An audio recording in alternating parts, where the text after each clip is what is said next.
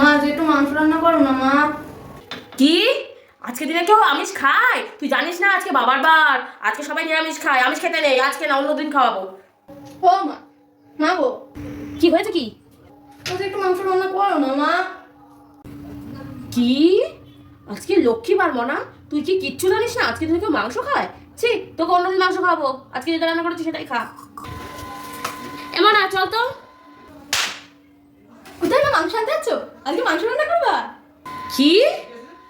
সারাদিনের ফোনে চোখ গুলে থাকতে থাকতে চোখ গুলেও গেছে মনা, দেখতে পাচ্ছিস না আজকে শনিবার, আজকে বাড়ির ঠাকুর পুজো দিতে যাচ্ছি আমি। তুইও চল, মাংস মাংস ছাড়। দূর না, আমি যাবো না, তুমি যাও তো। ও মা, আজকে তো পয়লা বৈশাখ, আজকে তো মাংস। আজকে কিন্তু অশোক ষষ্ঠী। এবতী এবতী এবতী এবতী, শোন শোন, তুই তো পুরো কথাটাই শুনলি না।